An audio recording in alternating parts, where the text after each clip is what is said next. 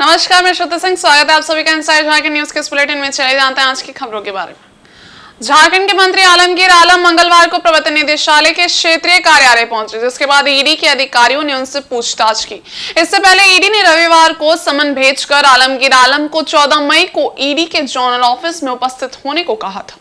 दफ्तर में जाने से पहले उन्होंने मीडिया से बातचीत करते हुए कहा कि निदेशालय ने जो भी कागजात मांगे हैं उन कागजातों के साथ भी जा रहे हैं। वे कानून को मानने वाले लोगों में से हैं। आगे जैसा होगा देखा जाएगा। जब आलमगीर आलम से इस बाबत सवाल किया गया कि क्या उन्हें संदीप लाल एवं उनके अन्य करीबियों के साथ बिठाकर पूछताछ हो सकती है, तो उन्होंने इसका कोई जवाब नहीं दिया। समय एक दिन मिला, जितना हो सके हम लेकर आए। हम कानून मानने वाले हैं, इसलिए हम वो उनके लिए उनका जो है। गौरतलब है कि ईडी ने बीते 5 मई को टेंडर कमीशन घोटाला मामले को लेकर आलमगीर के निजी सचिव संजीव लाल समेत 6 लोगों के कुल 9 ठिकानों पर छापेमारी की थी। इस दौरान ईडी ने संजीव लाल और बिल्डर मुन्ना सिंह के ठिकानों से कुल 35.23 करोड़ बरामद किए थे। इस मामले में ईडी ने कार्रवाई करते हुए 5 मई की देर रात को आलमगीर आलम के निजी सचिव संजीव लाल और उसके नौकर जहांगीर आलम को गिरफ्तार कर लिया था, जिसके बाद ईडी ने दोनों को कोर्ट में पेश किया और 13 मई तक रिमांड पर लिया है। इधर झारखंड में पहले चरण में 4 लोकसभा सीटों के लिए हुआ मतदान सोमवार को शांतिपूर्ण ढंग से संपन्न हो गया। इस पर भाजपा प्रदेश महामंत्री एवं राज्यसभा सांसद आदित्य साहू ने प्रतिक्रिया व्यक्त की है। उन्होंने कहा है कि जनता के रुझान से स्पष्ट हो गया है कि इन चारों लोकसभा सीट से एनडीए प्रत्याशी रिकॉर्ड मतों से जीत दर्ज करेंगे। आदित्य साहू सोमवार को हरमू रोड स्थित मीडिया सेंटर में प्रेस को संबोधित कर रहे थे। उन्होंने कहा कि झारखंड की गठबंधन सरकार ने जनता को धोखा दिया है, ठगने का काम किया है। 4.5 साल के कार्यकाल में ठगबंधन सरकार ने झारखंड को लूटने का काम किया है, विकास का काम अवरुद्ध करने का काम किया है। जनता इससे त्रस्त हो चुकी है।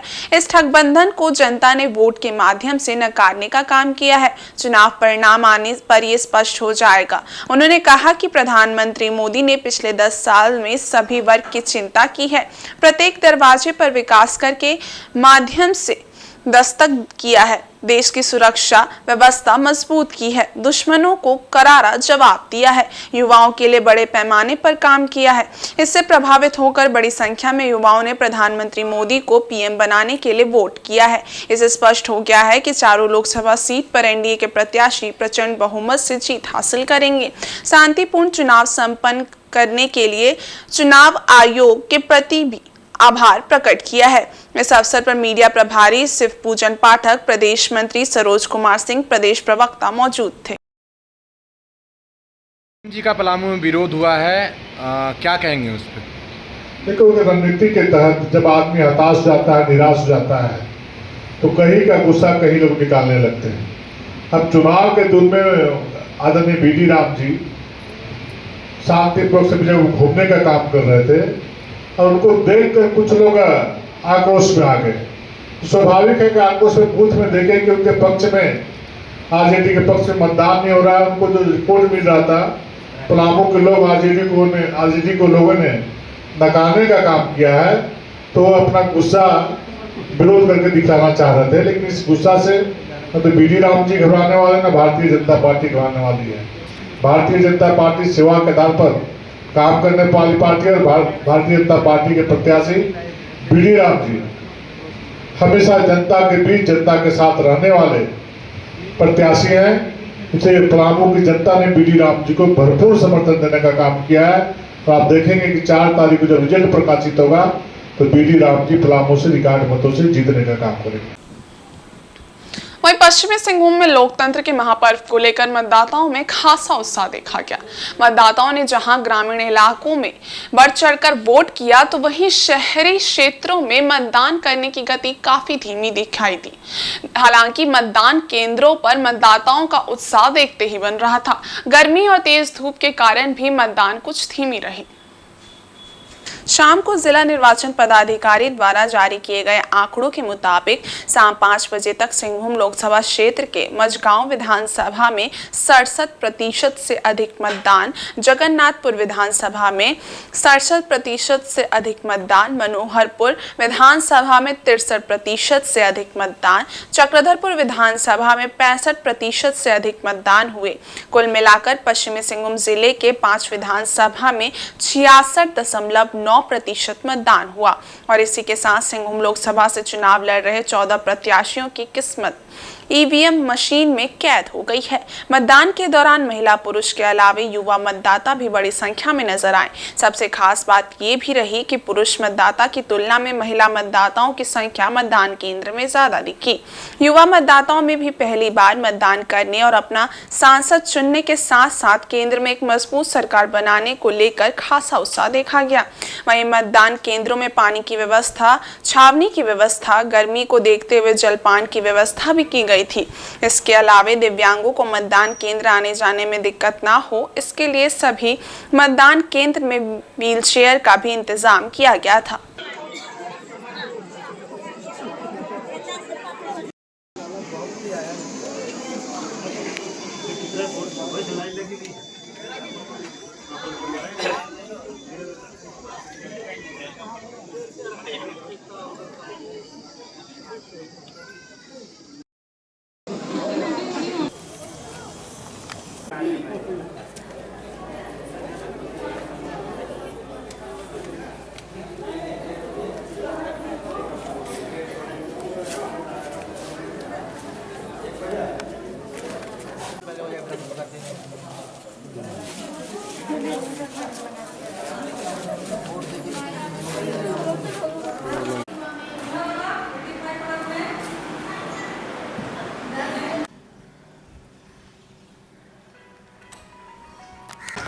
फर्स्ट वोट है।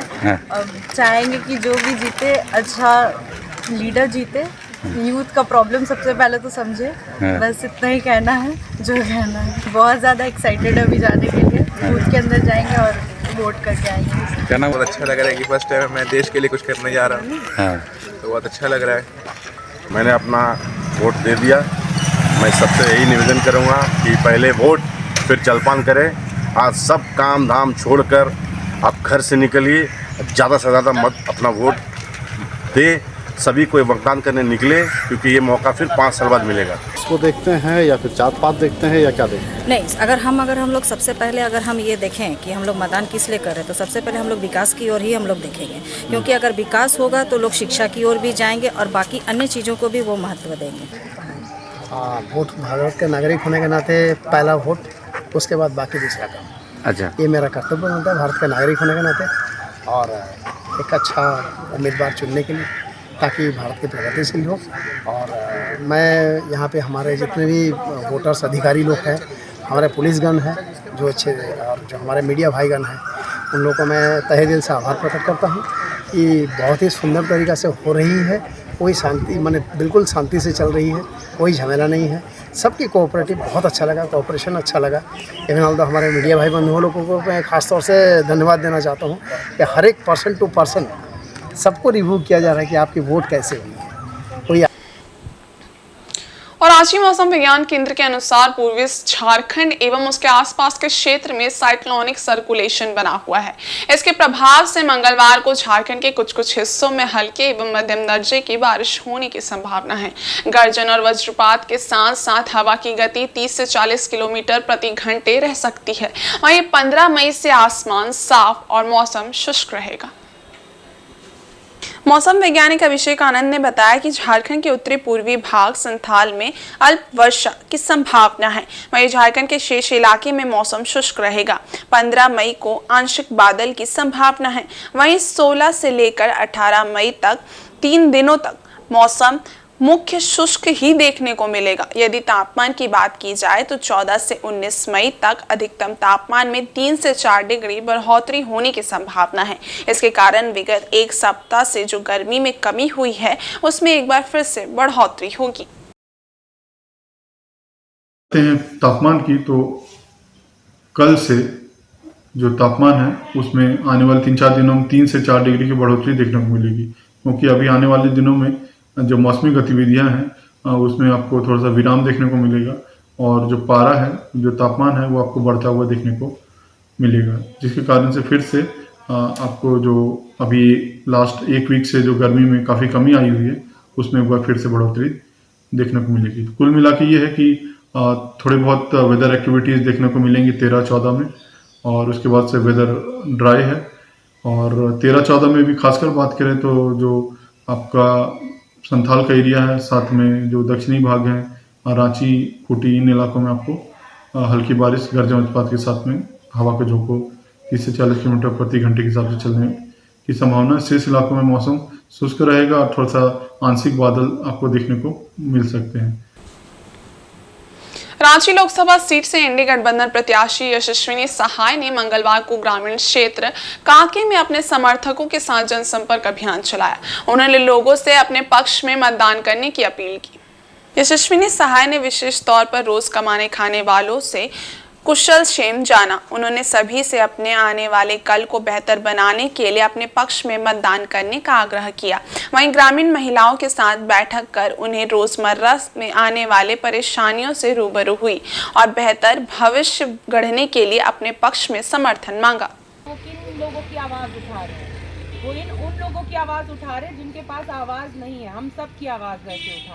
योजनाएं तो महिलाओं के लिए सबसे पहले जो बात करें तो पूरे देश में आप देख सकते हैं कि महिलाओं के साथ जो उनके मान सम्मान पे जो वार हुआ है वो उसको रोकने की कोशिश करनी चाहिए। महिलाओं की सुरक्षा को बढ़ाने की कोशिश करनी चाहिए ताकि महिला सुरक्षित महसूस करे। और अगर हम महंगाई को अगर कम नहीं करेंगे तब तक महिला का भी बजट नहीं सही होगा, क्योंकि महिला भी बहुत त्रस्त रहती है महंगाई से। और अगर हम यहाँ देखें तो यहाँ ऐसी बहुत सारी महिलाएं हैं जिनको दिन भर में एक तो वो काम भी करती हैं, मजदूरी भी कर रही हैं, उसके बाद वो घर भी कैसे चला रही हैं। तो उन सब का समाधान पे तो मैं बिल्कुल काम करूँगी, उनके लिए मैं उनके साथ खड़ी हूँ। पश्चिमी सिंहभूम जिले के गोवा बाजार स्थित बूथ संख्या 61 में सोमवार को गोवा थाना प्रभारी गोपाल कुमार ने बूथ एजेंट को भोजन पहुंचाने जा रहे भादो टोप्पो पर अचानक लाठीचार्ज कर दिया। अचानक हुए लाठीचार्ज से वहां अफरा तफरी मच गई, जिससे कई मतदाता घायल हो गए। पुलिस की इस कार्रवाई से गुस्साए ग्रामीणों ने जमकर हंगामा किया। इसकी शिकायत मतदाताओं ने भाजपा प्रत्याशी गीता कोड़ा से की। इसके बाद गोवा थाना प्रभारी गोपाल कुमार के द्वारा बेवजह लाठीचार्ज किए जाने के मामले को लेकर गोवा बाजार में ग्रामीणों की भारी भीड़ इकट्ठा हो गई। ग्रामीणों ने थाना प्रभारी गोपाल कुमार को पद से विमुक्त करने की मांग रखते हुए सोमवार देर शाम को गोवा थाना का घेराव कर दिया। तकरीबन 700 महिलाएं एवं पुरुषों ने मिलकर थाना घेराव किया और खूब हंगामा मचाया। बताया जाता है कि थाना प्रभारी गोपाल कुमार से ग्रामीण नाखुश हैं। ग्रामीणों का कहना है कि पदभार ग्रहण करने के समय से ही थाना प्रभारी गोपाल कुमार निर्दोष ग्रामीणों पर पुलिसिया धौंस जमा रहे हैं। लोगों ने थाना प्रभारी पर यह भी आरोप लगाया है कि किसी भी कार्य के लिए थाना जाने पर थाना प्रभारी द्वारा पैसे की मांग की जाती है। ग्रामीणों ने अविलंब थाना प्रभारी गोपाल कुमार को सस्पेंड करने की मांग की है। इस दौरान स्थिति को बिगड़ते देख किरीबुरु एसडीपीओ अजय केरकेट्टा ने फोन पर ग्रामीणों से अपील किया कि वे लोग थाना घेराव समाप्त कर घर लौट जाएं। उन्होंने आश्वस्त किया कि मंगलवार को लिखित शिकायत मिलने के बाद थाना प्रभारी पर कार्रवाई की जाएगी, जिसके बाद लोगों ने थाना घेराव समाप्त कर दिया।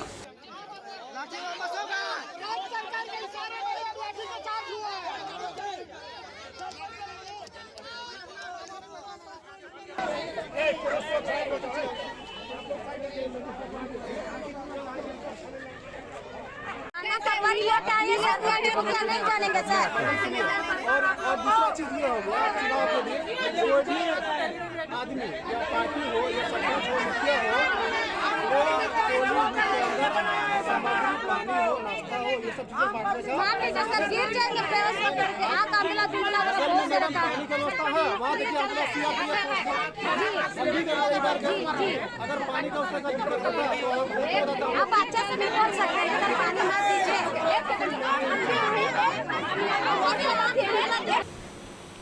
इधर जमशेदपुर लोकसभा चुनाव को लेकर सभी पार्टियां अपनी अपनी प्रतिष्ठा को लेकर ताबड़तोड़ बैठक और जनसंपर्क अभियान चला रही है।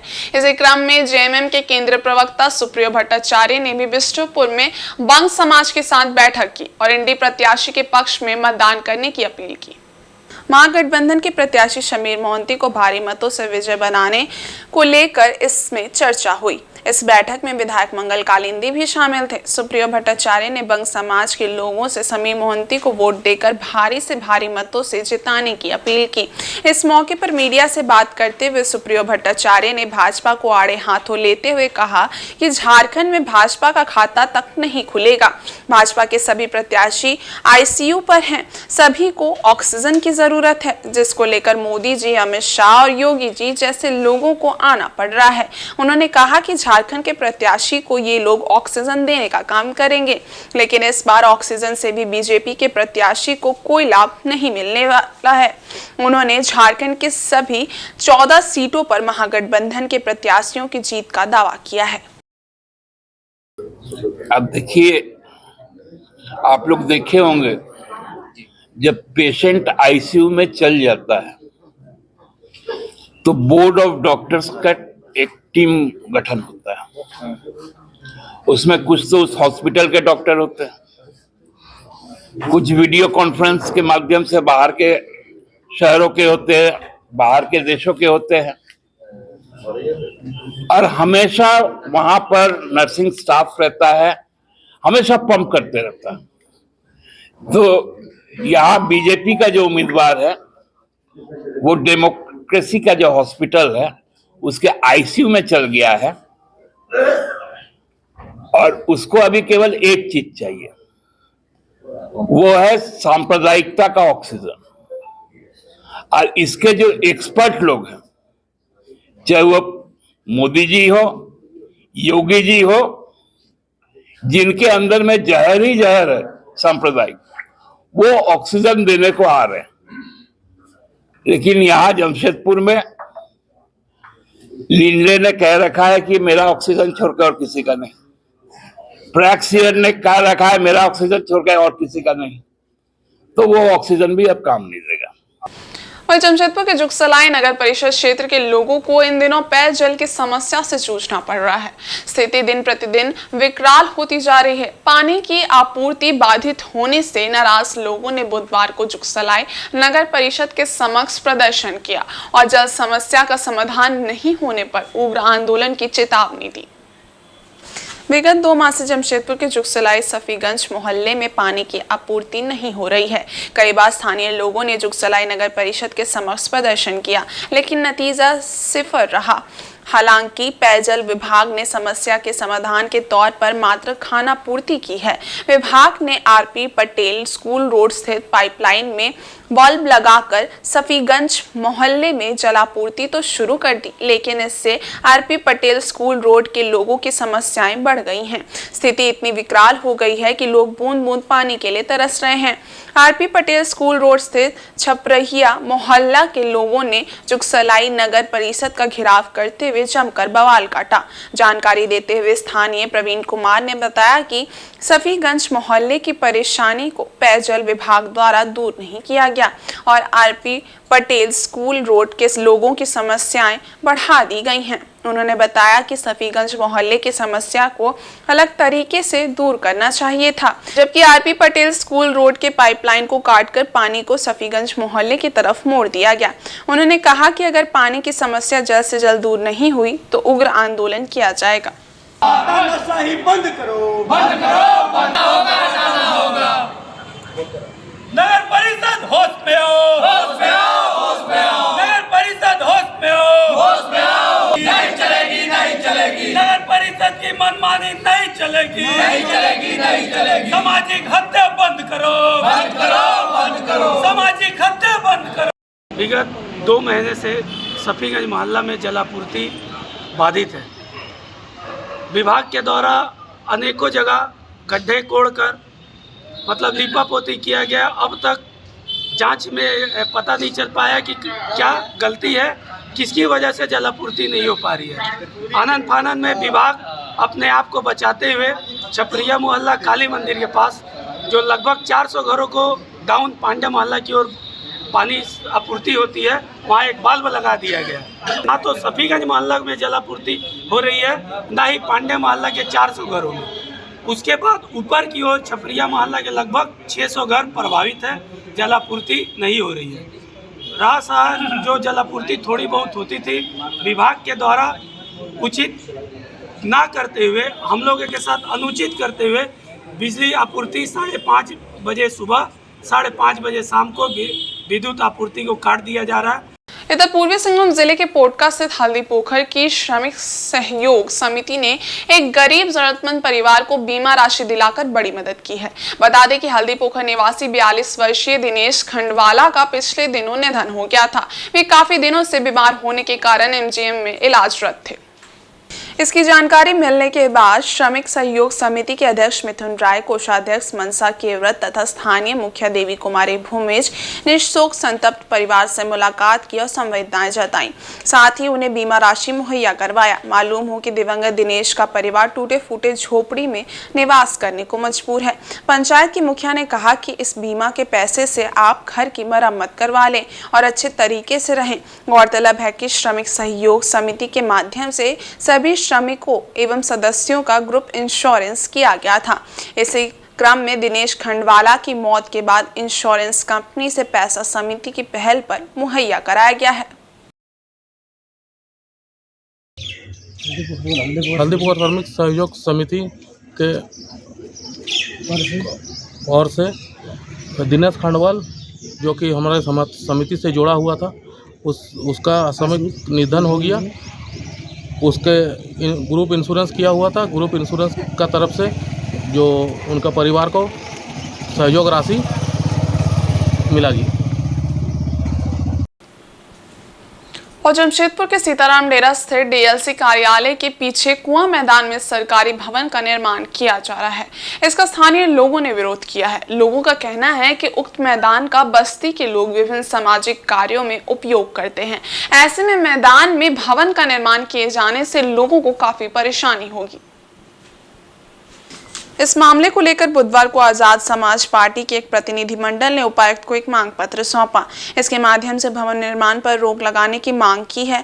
आजाद समाज पार्टी के जिला अध्यक्ष सुरजीत सिंह ने बताया कि कुआं मैदान बस्ती में मात्र एक ही ऐसा बड़ा मैदान है जहां क्षेत्र के लोग शादी विवाह, खेलकूद व अन्य गतिविधि के लिए इस्तेमाल करते हैं।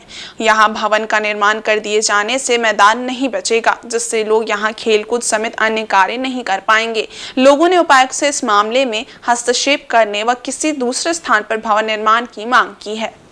डीएलसी के तरफ से वहाँ भवन निर्माण किया जा रहा है, जिसका विरोध वहाँ के जितने भी बस्तीवासी हैं। आज उपायुक्त महोदय के पास हम लोग सीताराम डेरा जो बहुत बड़ी एक बस्ती है जमशेदपुर में, वहाँ पे एक डीएलसी ऑफिस के बगल में एक कुआं मैदान है जहाँ पे हमारे बहुत सारे कल्चरल प्रोग्राम होते हैं, शादी ब्याह होती है, वहाँ स्पोर्ट्स होता है, हिंदू धर्म के जितने भी पूजा होती है वो होता है, क्रिसमस मनाया जाता है। तो ऐसे बहुत सारे कल्चरल प्रोग्राम हमारे होते हैं। तो वहाँ पे काली पूजा होती है। तो वहाँ पे क्या है कि वहाँ पे कुछ सरकारी वहाँ पे भवन का निर्माण किया जा रहा है किसी विभाग के तरफ से। तो हम लोग एक हफ्ता से हो रहा है ये काम। तो हम लोग 3-4 दिन से वहाँ पे उनको बोल रहे हैं कि यहाँ पे मत करिए, एकमात्र हमारा खेलने का मैदान यही है। तो हम विकास के विरोधी नहीं है, विकास आप करिए, आपको जहाँ करना है भवन बनाना बनाइए, पर ये बस्ती के बीच में जो एक खेल का मैदान है जहाँ पे बुजुर्ग भी अपने स्वास्थ्य को लेकर आगे आते हैं वहाँ पे, तो वहाँ पे आप मत करिए। तो उसके जब बोलने के बाद फिर हम लोग ने कल वहाँ पे डीएलसी साहब को भी एक लेटर दिया है, बस्ती वासियों ने जाके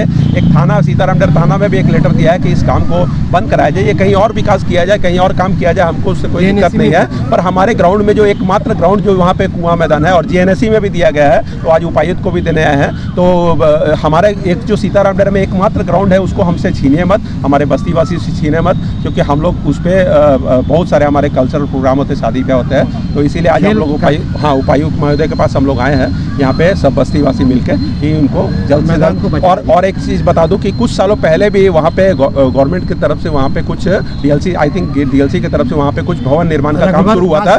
हाँ, भवन निर्माण हुआ था। तो उस समय भी हम लोग ने डीएलसी महोदय को ज्ञापन दिया था, तो काम रुक गया था। तो आज भी हम लोग उसी उम्मीद से आए हैं कि ये हमारे यहाँ पे मदद हमको मिलेगी। और इस बुलेटिन में बस इतना ही। ब्रेक के उस पार कुछ और खास खबरें, तब तक के लिए देखते रहिए इनसाइड झारखंड न्यूज। धन्यवाद।